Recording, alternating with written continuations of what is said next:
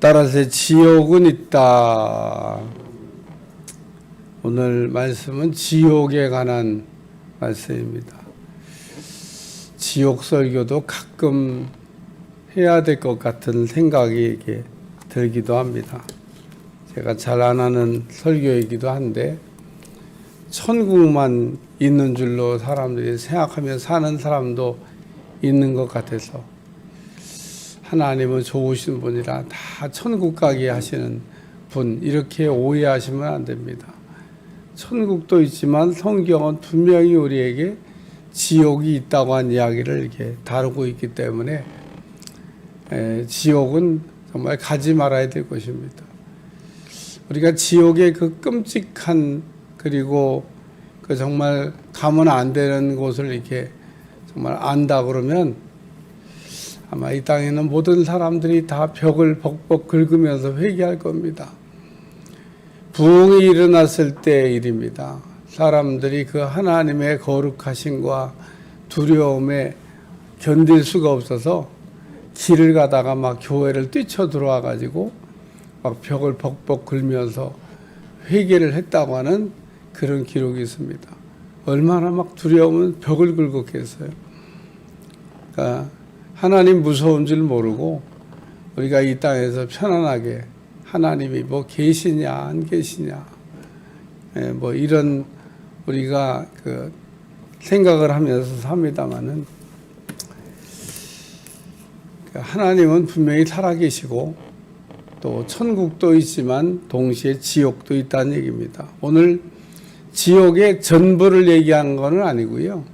단편적으로 그 하나님의 심판 그 대접이 쏟아질 때 그 내용만 가지고 다 설명이 안 된 거에 대한 보완을 하고 있는 거다라는 겁니다. 첫 번째 말씀은 새를 향하여라는 말씀이 나옵니다. 태양 안에 서서 한 천사가 태양 안에 서서 공중에 나는 모든 새를 향하여 큰 음성으로 외쳐 이르되 그 모든 자의 살을 먹으라, 이렇게 말씀되고 있습니다. 17절에 새를 부르는 말씀으로 시작해서 18절에 모든 자의 살을 먹으라. 그래서 새를 불러가지고 그 여기 보니까 왕, 뭐 장군, 장사, 또 말탄자, 뭐 자유인 종, 작은 자, 큰 자, 모든 사람을 지칭하는 그냥 표현입니다. 더 이상의 사람은 없습니다. 사람이 어떤 그 신분 고하를 막론하고 전부 다 새의 밥이 될 것이다 라고 하는 말씀. 새에게 살을 먹으라. 이게 지옥의 심판의 단면입니다. 단면. 그러니까 얼마나 고통스럽겠어요. 새밥이 됐으니까. 근데 뭐는 뭐라고 해석하기 좋아하는 사람들은 글쎄 이걸 뭐라고 해석하는지 모르겠어요. 이럴 때는 또 아마 두리뭉실 넘어갈 겁니다. 새는 마귀다. 그래서 새가 마귀를 상징한 건 뭐 성경에 예수님이 그렇게 말씀하셨기 때문에 뭐 그렇게 우리가 해석해야 됩니다만은 그럴 수도 있고 아닐 수도 있다는 겁니다. 마태복음 13장의 씨 뿌리는 비유에 보면 길가에 떨어진 씨를 새가 먹었다. 또 19절에 보면 악한 자가 먹었다, 이렇게 나오는데 마가복음 4장 15절에 보면 그 악한 자를 사탄이라고 표현하고 있습니다. 그러니까 요 새는 사탄을 상징하는 건데 사탄이 그러면 다 살을 뜯어먹는다는 얘기인가? 저는 뭐 불필요한 상상을 하지 말아야 되는데 여기 보면 어쨌든 지옥의 어떤 심판의 단면, 그래서 모든 자들이 심판 대상, 하나님의 입맞은 자, 천국 갈 사람들이 이렇게 살뜯김을 당하는 일이 있는 게 아닙니다. 이거는 지옥 갈 사람들, 지옥에 그 이제 가는 사람들이 당할 일에 대해서 미리 이렇게 말씀하신 겁니다. 그러니까 지옥에 가면 살뜯겨서 고통당하는 사람이 있을 거다. 뭐 지옥 갔다 오신 분들이 간증 많이 해가지고 뭐 별별 일들이 다 일어납니다만은 그 외경 보면요 아주 자세하게 나와 있습니다. 위경은 뭐 이거는 가짜라고 판명된 거라 뭐 참고 대상도 아닙니다만은 외경은 이게 이제 섞여 있는 거니까 진짜와 가짜가 분류하기가 좀 너무 까다스러우니까 이거는 진짜와 가짜가 섞여 있는 책 외경이다. 이거는 완전히 가짜다. 이건 위경, 외경, 정경. 이건 진짜다. 성경이 그래서 이걸 이렇게 묶을 때 성경책이 많았어요. 그러니까 우리 정경으로 묶은 66권만 있었던 게 아니고 외경이라는 성경도 있었고 아주 완전 가짜 성경들도 많이 돌아다녔습니다. 그래서 그 외경, 위경, 신약을 전공하는 사람들은 그게 참고로 좀 봐야 돼서 저도 그냥 샀는데 한 질입니다. 한 질. 성경 그 외경, 위경이 이만큼. 읽어봤냐? 다 안 읽어봤습니다. 그냥 이때 보면 소설 같은 얘기가 많이 나와서 어쨌든 재밌긴 한데 천국 지옥 갔다 오신 분들 간증 얘기 들어보면 다 그 안에 있더라고요. 또 뭐 읽어보고 하는 건가 어떤 그런 생각을. 오늘 성경에 나온 지옥 이야기는 이렇게 그래서 살뜰 껴먹는다. 두 번째는 다 사로잡힌다.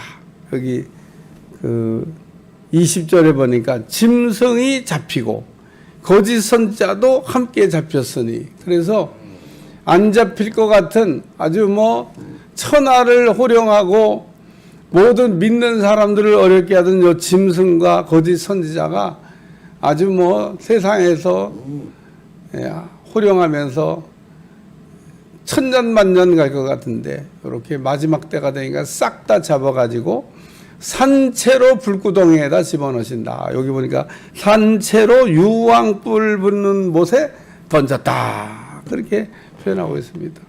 그냥 죽여갖고 넣는 게 아닙니다. 산채로 불 속에다 집어넣어가지고 불심판을 하고 있다는 얘기를 말씀하고 있습니다. 근데 여기 우리 20절 읽으면서 그냥 지나가면 안 되는 단어가 하나 나왔어요. 표적을 행하던 거짓 선지자도 함께 잡혔으며 이 표적이라고 하는 헬라어 단어가 뭐냐? 이게 세메이온입니다. 세메이온. 근데 앞에 우리가 말씀 배운 것 중에 12장 1절 한번 찾아봐요. 12장 1절 여기 보면 하늘에 큰 이적이 보이니 란 말씀이 나왔어요. 근데 그 이적이란 말이 헬라어로 보면 세메이온이에요. 세메이온. 또 여기 3절에 나온 이적도 이것도 세메이온입니다.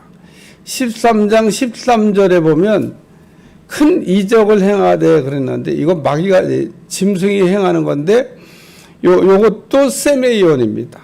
16장 14절에도 보면 16장 14절 여기도 보면 귀신의 영이라 이적을 행하여 그랬는데 이 이적을 행하여란 말도 헬라어로 세메이온입니다. 제가 왜 이걸 자꾸 찾아줬냐? 뭐야 이거 번역이 여기는 표적이라고 그러고 저긴 이적이라고 그러고 제가 이 이적이라고 하는 거는 헬라어로 두나미스라고 하는 말을 써야 됩니다. 하나님의 능력, 힘이라고 할 때 쓰는 거예요.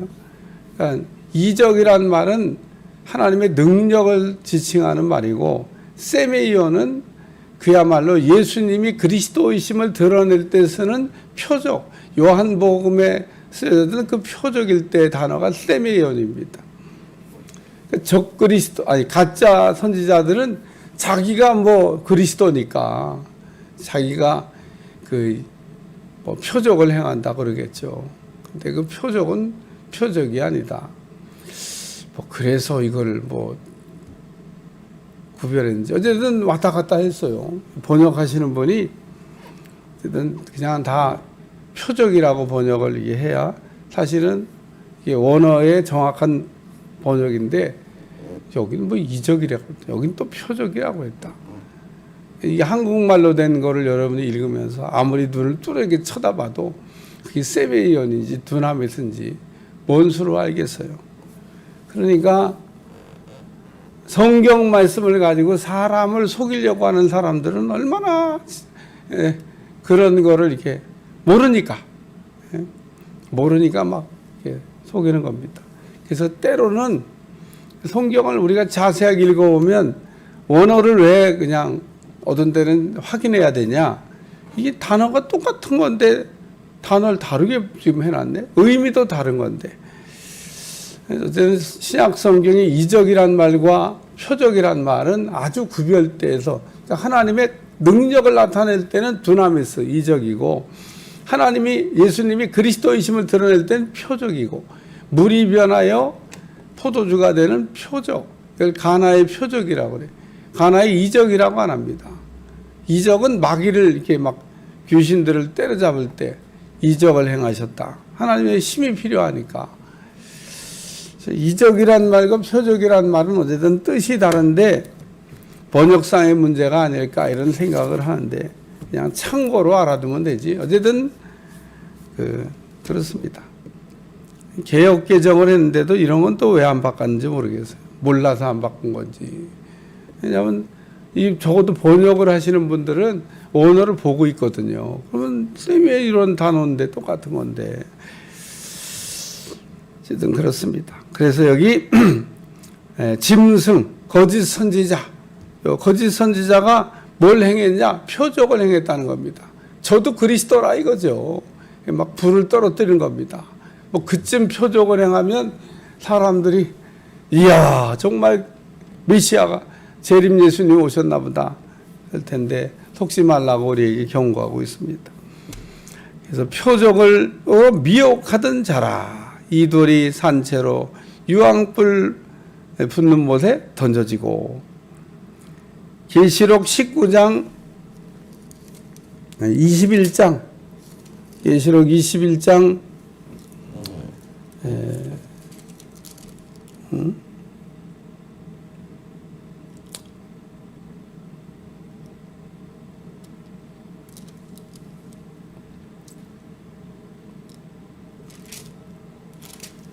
찾아놓고 성경을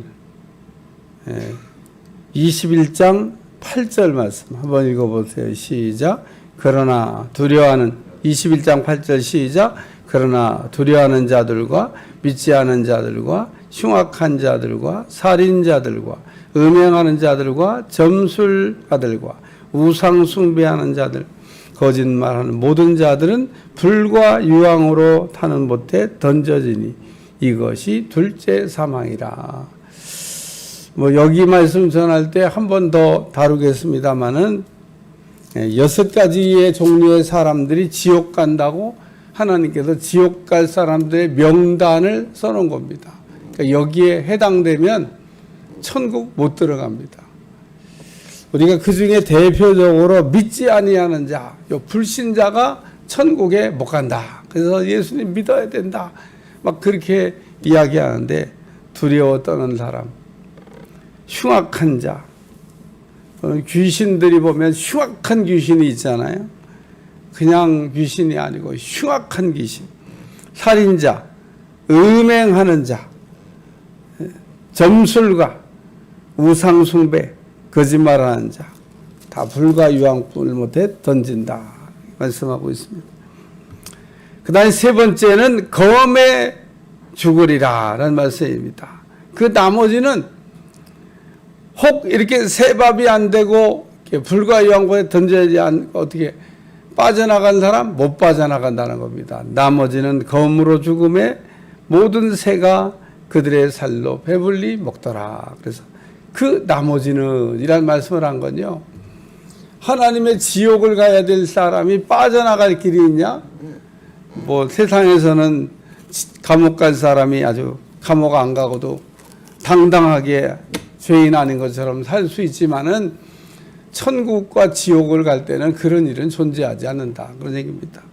천국과 지옥을 갈 때는 분명히 하나님께서 이렇게 가르셔서 천국 갈 사람은 천국 가게 하시고 지옥 가게 할 사람은 지옥 가게 하시지 그게 그냥 어떻게 묻어가지고 가는 법이 없다는 겁니다. 따라서 오늘 말씀을 우리가 들으면서 우리가 이 땅에서 우리가 받는 말씀은 하나님을 잘 섬기고 잘 믿어야 되겠다. 네?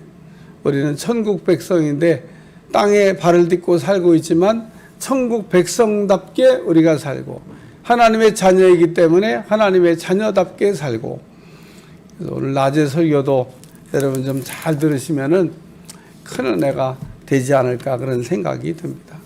일단 오늘 지옥에 관한 말씀인데 지옥은 있다. 지옥이 없으면 좋겠는데 악한 자들을 위해서 지옥이 이렇게 기다리고 있습니다. 오늘 우리는 천국이 기다리고 있는데 천국 백성으로 이 땅에서 천국을 바라보며 승리하며 살 수 있기를 주님으로 축원합니다. 기도하겠습니다. 하나님, 오늘도 지옥에 관한 말씀을 듣는데 오늘 우리가 지옥까지 아니하고 천국의 기쁨으로 승리할 수 있도록 축복해 주시며 크신 은혜가 우리 가운데 넘쳐나도록 역사에 주옵소서. 감사드리며 예수님의 이름으로 간절히 기도하옵나이다. 아멘.